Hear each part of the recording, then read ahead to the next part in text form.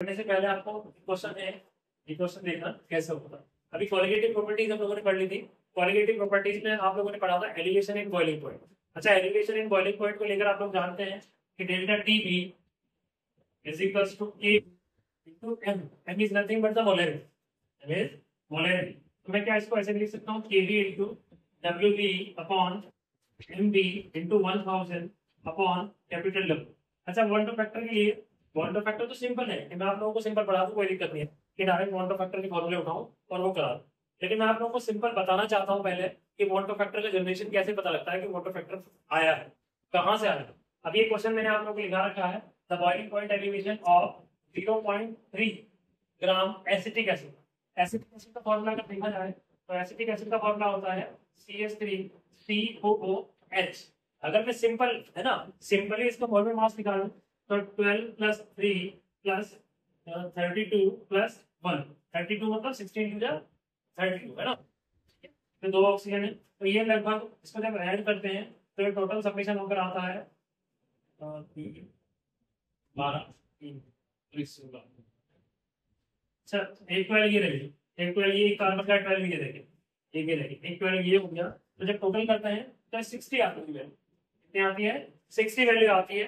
तो अगर मैं बात करूं मोलर मास की, सिंपल मोलर मास की, इसका एसिटिक एसिड का, तो एसिटिक एसिड का सिंपल मोलर मास जो आता है वो कितना आता है बच्चों, वो आता है 60। लेकिन अभी देखो क्वेश्चन में उसने पूछा है मुझसे the boiling point elevation of 0.3। अच्छा देखो 0 यहाँ क्वेश्चन करते हैं, क्वेश्चन को आंसर यहाँ देखते हैं क्या होता है। डब्ल्यू बी की जो वैल्यू कितना है मोलर मास, नहीं एसिटिक एसिड का मास कितना है 0.3 ग्राम, 0.3 ग्राम। एसिटिक एसिड दिया हुआ है, एसिटिक एसिड का मोलर मास कितना होता है भाई, मोलर मास 60 होगा। लेकिन उसने मुझे क्या कहा है, व्हाट कंक्लूजन कहा है, इतने gram acetic acid in 100 gram benzene. Capital W की जो वैल्यू आती है, सॉल्वेंट का जो मास है वो 100 ग्राम है। 100 ग्राम बेंजीन इज 0.063 है ना।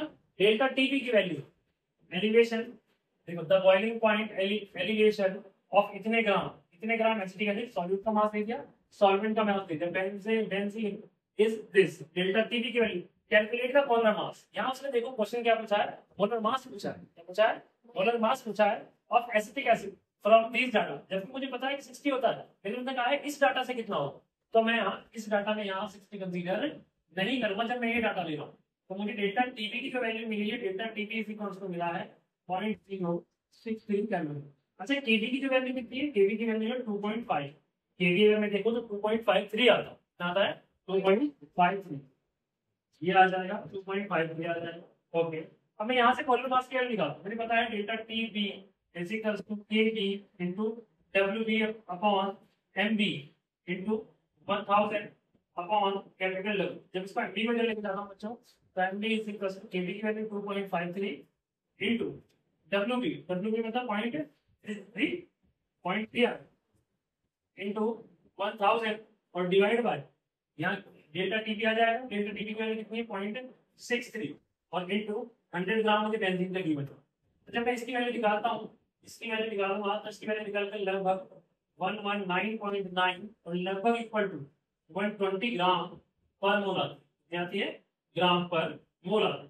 अब यहाँ से दिक्कत आती है, क्वालिटेटिव प्रॉपर्टीज यहाँ फेल हो जाता है, यहाँ क्वालिटेटिव प्रॉपर्टीज का फिनोमेना फेल हो जाता है। कैसे फेल हो जाएगा कि यार मोलर मास जो था, जिस मोलर मास को मैं 60 मानकर चल रहा था, वो मोलर मास कितना निकला है, वो मोलर मास निकला है 120।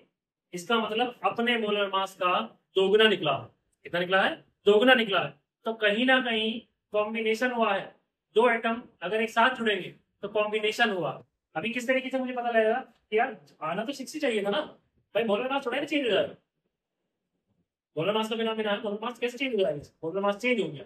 तो जैसे ही मोलर मास चेंज हुआ है, तो इसलिए एक बात समझ में आ रही है कि यार जो CH3 COOH आना चाहिए था, यहाँ क्या हुआ है, यहाँ हाइड्रोजन बॉन्डिंग का फिनोमेना हो गया। CH3C डबल बॉन्ड O और एक O और एक H, और सिमिलरली ये O और ये H और ये डबल बॉन्ड O और ये CH, यहाँ से इसमें बॉन्डिंग कर ली यहाँ से। अब देखो एक मॉलिक्यूल का मास कितना हो जाएगा, 120 हो जाएगा। तो जिसको मैं दो आदमी समझ रहा था, वो असल में एक नहीं है ना। तो इसका मतलब दो जिसमें एक जान निकले, ठीक है ना, क्या निकले, दो जिसमें एक जान निकले, इसीलिए क्या आ रहा है इनका 120 मोलर मास आ रहा है। इसका मतलब सॉल्यूशन में कहीं ना कहीं चेंजेस हो रहे हैं। अच्छा अगर मेरे पास मास चेंज हो गया, मास चेंज हो गया, तो दो पार्टिकल थे, अब 6 पार्टिकल थे मान लेते हैं, 6 पार्टिकल, 6 पार्टिकल ने मिलकर 3 पार्टिकल बना दिए, है ना। अब कॉलिगेटिव प्रॉपर्टी जो है, कॉलिगेटिव प्रॉपर्टी किस पर डिपेंड करती है, नंबर ऑफ सॉलिड पार्टिकल पर। अब सॉलिड पार्टिकल थे तो 6, लेकिन बना कितने दिए हैं, 3 बना दिए। तो यार अगर 3 बना दिए हैं तो इसका मतलब कॉलिगेटिव प्रॉपर्टी तो चेंज हो जाएगी। जब सॉलिड के पार्टिकल चेंज हो गए हैं तो कॉलिगेटिव प्रॉपर्टी भी चेंज हो जाएगी। तो यार जब चेंज हो जाएगी तो मेरा आंसर भी चेंज हो जाएगा। तो यही दिक्कतें जब देखी गई तो इसके बाद जनरेशन होता है मॉन्ट ऑफ फैक्टर का। अब इसके बाद हम लोग बात करेंगे कि मॉन्ट ऑफ फैक्टर कैसा है। एसोसिएशन का फिनोमेना आया, एसोसिएशन मास में, मोलर मास में देखो होना 60 चाहिए था, लेकिन आया कितना 120। तो मोलर मास में जो इरेगुलरिटी आई है, उस इरेगुलरिटी को मैंने पकड़ने के लिए देखा कि भैया ये कैसे समाधान आएगा। तो किसी ने मुझे बताया कि भैया एक काम करो, अगर आपको इन समस्याओं का समाधान चाहिए तो वहां कहीं दूर के गांव में कौन रहता है, एक आदमी है जो पीपल के नीचे बैठा हुआ था, उसका नाम है वॉल्डॉफ। क्या नाम है, वॉल्डॉफ। तुम्हारी इन सभी समस्याओं का समाधान सिर्फ वॉल्डॉफ कर सकता है, और कोई समस्या का समाधान नहीं कर सकता है। अब इतना इसको नोट कीजिए, फिर मैं आगे बताता हूँ क्या शुरू होगा कि वॉल्डॉफ फैक्टर जो है वो किस तरीके से यूज होगा। तो मुझे किसी ने बताया कि भैया एक काम करो, वॉल्डॉफ जो है उसके पेड़ के नीचे कोई एक बूढ़ा बाबा है, बहुत पुराना है, कोई व्यक्ति है, वो वहां बैठता है, वो आपको बता देगा। मैंने उसको बताई समस्या है कि बाबा ऐसे ऐसे दिक्कत है और मेरा आंसर गलत आ रहा है। तो मेरा आंसर में क्या आ रही है, दिक्कत आ रही है। मैं जब भी कोशिश करता हूँ तो कॉलिगेटिव प्रॉपर्टीज पकड़ने की कोशिश करता हूँ तो इरेगुलरिटीज कुछ दिखा देती है, और मैं इरेगुलरिटीज को सही करने की कोशिश करता हूँ तो कॉलिगेटिव प्रॉपर्टीज मिल जाती है। उसने कहा बस इतनी बात। मैंने कहा आपके लिए इतनी सी बात होगी, लेकिन मेरे लिए बहुत दिक्कत। कहने कॉलिगेटिव प्रॉपर्टीज कितनी पड़ी हुई है।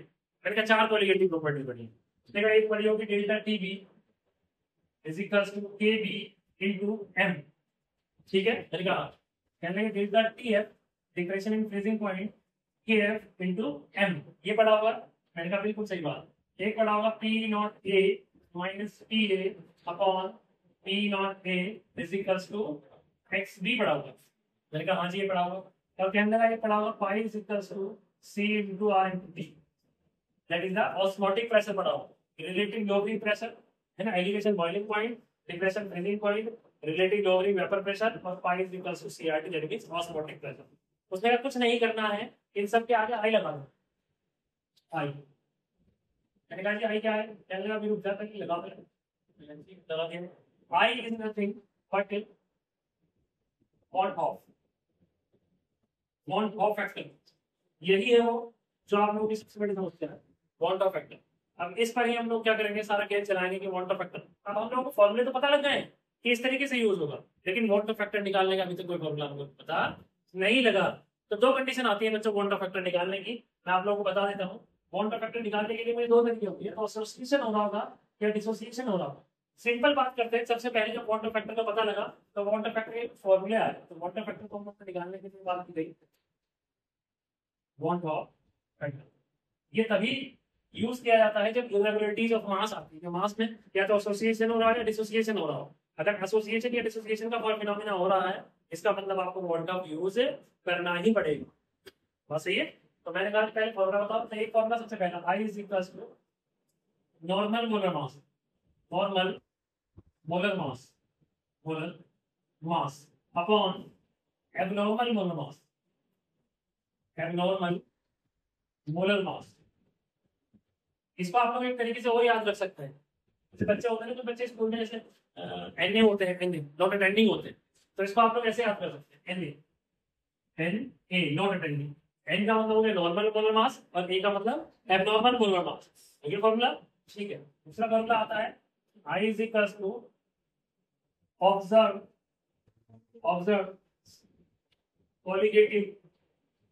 Colligative property upon calculated CP colligative property. इसको भी याद करने का एक छोटा सा तरीका है हमारे पास। कैसे होता है, एक क्लास होती है ओबीसी, ओ बी और सी। ओबीसी होती है, ये जो बी होता है, बी को बीच से हटा दो, बी को बीच हटा दो।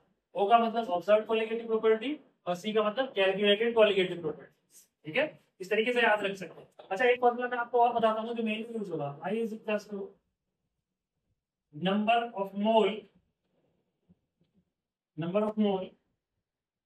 after dissociation or association। Solution में डिसोसिएशन हो रहा हो या एसोसिएशन हो रहा हो, ठीक है। और number of mole before association और डिसोसिएशन, ये एक फॉर्मूला होता है जो मेनली आपके काम आएगा, जो हम लोग निकालेंगे इससे, ठीक है ना, नोट करो इसको। अब हम बात करते हैं वांट ऑफ फैक्टर की कैलकुलेशन। वांट ऑफ फैक्टर का कैलकुलेशन देखा जाए तो सबसे पहले मैं बात करता हूँ एसोसिएशन या डिसोसिएशन की बात करें। Calculation of want of factor, want of factor, calculation of want of factor. Want of factor का कैलकुलेशन किस तरीके से होगा, दो कंडीशन में हो सकता है। एक हो सकता है डिसोसिएशन, डिसोसिएशन, दूसरा हो सकता है एसोसिएशन। मैं पहली कंडीशन की बात करता हूं बच्चों, डिसोसिएशन की बात करता हूं। डिसोसिएशन, डिसोसिएशन के लिए आई की वैल्यू कैसे कैलकुलेट होती है, देखो अल्फा होता है बच्चों, एक टर्म होती है alpha. Alpha is equal to होता है degree of dissociation, degree of dissociation, कितना डिग्री वो डिसोसिएट हुआ है, कितना परसेंट डिसोसिएट हुआ है, इस बात को बोलते हैं डिग्री ऑफ डिसोसिएशन। स्टार्ट करते हैं। मैंने कहा आपके पास एक कोई सब्सटेंस है ए है, मतलब ए है वो एन टाइम्स, ए जो है वो एन टाइम्स है, वो चेंज होता है जब ब्रेक होता है प्रोडक्ट में, तो एन ए बनाता है, एन टाइम्स ऑफ ए बना देता है। ये भी एक था, एक मॉलिक्यूल था जो एन मॉलिक्यूल से जुड़कर बना हुआ था, एन एटम से जुड़कर बना हुआ था। तो जब ये ब्रेक होता है तो एन टाइम्स ऑफ ए बनाता है, क्या बनाता है, एन टाइम्स ऑफ ए। मान लेता हूँ स्टार्टिंग में इसकी कंसंट्रेशन 1 थी और इसकी कंसंट्रेशन क्या थी, 0 थी, ये अभी तक कुछ भी नहीं बना था, ठीक है। मैंने कहा ये अल्फा ब्रेक हो जाता है, 1 में से अल्फा परसेंटेज ब्रेक हो जाता है। अल्फा परसेंटेज क्यों लिख रहा हूँ, देखो 1 का 1 माइनस है ना 1 इंटू अल्फा, अल्फा मतलब 1/100, तो इतना परसेंट ब्रेक हो जाता है। मैंने कहा अल्फा परसेंट डिसोसिएट हो जाता है, तो इसको मैंने डायरेक्ट कैसे लिख दिया, 1 माइनस अल्फा लिखा। अच्छा देखो बच्चों, जितना यहाँ ब्रेक होगा उसका एन टाइम्स बनेगा, क्योंकि एक मॉलिक्यूल टूटा था तो एन टाइम्स बने थे, बहुत सारे बने थे, है ना। तो जाहिर सी बात है कि यहाँ अल्फा टूटा हुआ तो यहाँ कितना बनेगा, एन अल्फा, एन अल्फा बनेगा, ठीक है। यहाँ से वो फैक्टर निकालते हैं आई की value, I is equal to the number of mole after dissociation या बिफोर डिसोसिएशन। फॉर्मूला जो है आफ्टर डिसोसिएशन देखते हैं, आफ्टर डिसोसिएशन ये भी सॉल्यूशन में हो और ये भी सॉल्यूशन में हो, तो आफ्टर डिसोसिएशन 1 माइनस अल्फा और plus N alpha. Before dissociation कितना था, 1 था, ये तो था ही नहीं, दोनों का ऐड करेंगे तब भी 1 ही आएगा, तो 1 आ जाए, यानी कोई दिक्कत नहीं है बच्चों। यहाँ से L sorry I is equal to आ जाता है, I is equal to 1 plus N alpha minus alpha. मैं यहाँ से अल्फा कॉमन ले लेता हूँ, 1 प्लस अल्फा कॉमन ले लेता हूँ और एन माइनस 1 बच जाता है, इसको यहाँ ले आता हूँ। I minus 1 is equal to alpha N minus 1, alpha is equal to आ जाएगा आई माइनस 1 और एन माइनस 1। आप यहाँ से भी क्या निकाल सकते हैं, यहाँ से आई की वैल्यू निकाल सकते हैं, क्वांटम फैक्टर निकाल सकते हैं और डिग्री ऑफ डिसोसिएशन निकाल सकते हैं। ये किसके लिए होगा, डिसोसिएशन के लिए फॉर्मूला होगा, ये बहुत ज्यादा इंपॉर्टेंट फॉर्मूला है। अभी हम एसोसिएशन वाला देखेंगे, एसोसिएशन के लिए किस तरीके से निकलेगा। अपने को एक कंडीशन सुनो, एक कंडीशन सुनो, अगर सब्सटेंस जो भी आपके पास जो आपके पास सॉल्यूट है, सॉल्यूट कंप्लीटली डिसोसिएट हो जाता है, क्या हो जाता है, कंप्लीटली डिसोसिएट हो जाता है। अगर कंप्लीटली डिसोसिएट हो जाएगा तो अल्फा इज इक्वल टू 100%, इसका मतलब 1 हो जाएगा, अल्फा की वैल्यू क्या हो जाएगी, 1 हो जाएगी। तो अल्फा अगर 1 हो जाएगा तो 1 is equal to I minus 1 upon N minus 1, N minus 1 हो जाएगा। तो ये दोनों आ जाएंगे, I minus 1 is equal to N minus 1, 1 से 1 कट जाएगा तो आई इज इक्वल टू आ जाएगा एन के आ जाएगा, I is equal to N के आ जाएगा। तो जितने नंबर ऑफ पार्टिकल बनेंगे उतना ही क्या होगा, बॉन्ड ऑफ फैक्टर होगा, उतना ही क्या होगा, बॉन्ड ऑफ फैक्टर होगा। जैसे मान लेते हैं आपके पास कंपाउंड है AlCl3, क्या है AlCl3, ये ब्रेक होता है, ये ब्रेक हो जाएगा Al प्लस 3Cl लेंगे, तो कितने आयन बने हैं, एन की वैल्यू, एक तो Cl बना है और 3 तो Cl बने और एक बना क्या है, एल्यूमिनियम बना है, तो कितने बन गए हैं, 4 बन गए। तो यहाँ पर आई की जो वैल्यू हो जाती है कितनी आ जाती है, 4 आ जाती है। इस तरीके से हम लोग क्या कैलकुलेट करेंगे, बॉन्ड ऑफ एसोसिएशन और डिसोसिएशन के लिए। अभी आप लोगों ने डिसोसिएशन के लिए देखा है, एसोसिएशन के लिए निकला।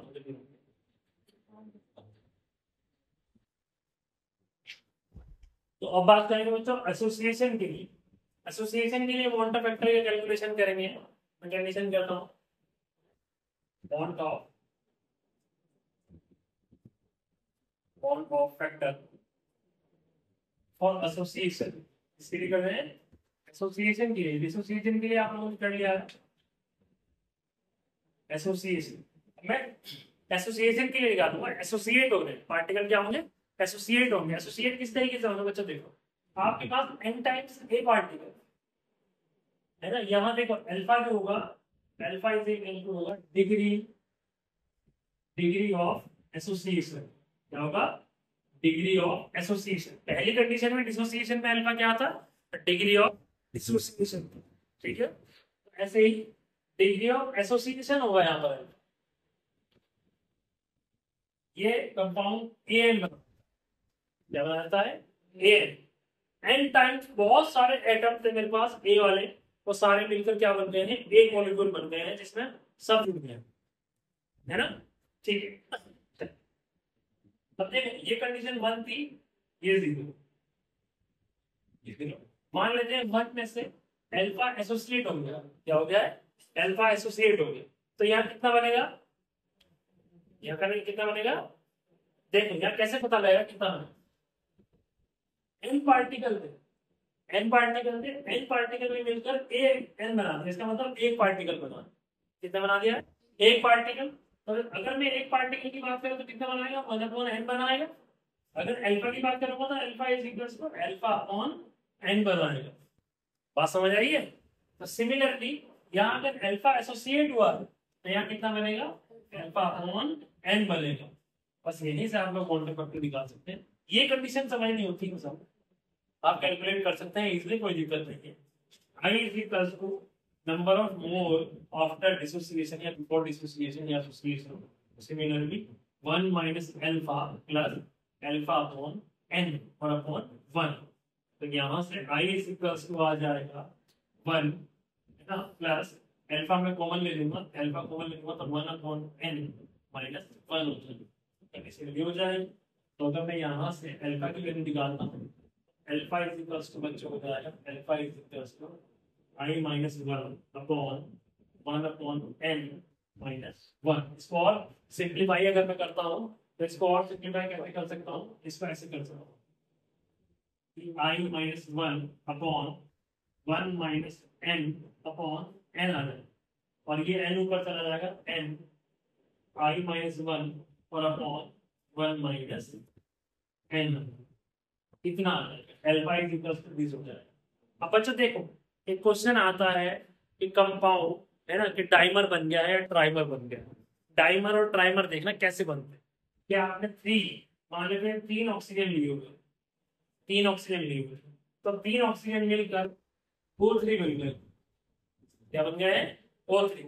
इसको बोलते हैं ट्राइमर, क्या बोलते हैं, ट्राइमर। तो यहाँ n की जो वैल्यू होगी n इज इक्वल कितना होगा, 3 हो जाता है, क्या हो जाता है, 3 हो जाता है, n इज इक्वल टू 3 हो जाता है। अब दूसरी बात, अगर Cl2Cl थे और 2Cl मिलकर Cl2 बनाए थे तो ये बनाते हैं डाइमर, क्या बोलते हैं, डाइमर। इसको बोलते हैं डाइमर, बोलेंगे इसको, बोलेंगे डाइमर। ठीक है, डाइमर, ट्राइमर, इधरमर उधरमर है ना, इस तरह के मतलब, सॉरी मतलब ये बोलते हैं डाइमर ट्राइमर को। तुम लोग सीरियस मत लेना, छोड़ो।